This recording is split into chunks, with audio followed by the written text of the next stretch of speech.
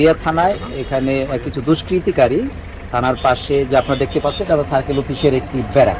তো এখানে কিছু দুষ্কৃতিকারী ইট পাটকেল নিক্ষেপ করে এবং আমাদের পুলিশের এক সদস্যকে আহত করে। তো এই ঘটনা সংবাদ পাওয়া আমি সাথে সাথে থানায় চলে আসি এবং আমি এসে দেখতে পাই যে যেখানে আমাদের থানায় বেশ ক্ষতি হয়েছে, থানার যে কম্পাউন্ডের যে ভবন সেখানে ক্ষতি হয়েছে, অর্থাৎ থাই গ্লাস সহ বিভিন্ন ধরনের বসুন্ধরা ডায়াপেন্ট এখন আরো উন্নত।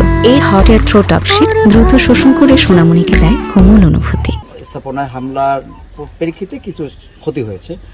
তো আমরা এই ঘটনায় যারা জড়িত তাদেরকে ইতিমধ্যে সিসিটিভি ফুটেজ দেখে শনাক্ত করার চেষ্টা করছি এবং ইতিমধ্যে আমরা বেশ কয়েকজনকে আটক করতে সক্ষম হয়েছি এবং আমরা এই ঘটনায় আমরা অপরাধী যে দলেরই হোক না কেন আমরা তাদের বিরুদ্ধে সর্বোচ্চ আইনানুগ ব্যবস্থা গ্রহণ করব। যেহেতু এটা পুলিশের স্থাপনার উপর তারা হামলা করেছে, এই ঘটনা আমরা কোনোভাবেই অপরাধী যেই হোক তাকে আমি ছাড় দেবো না।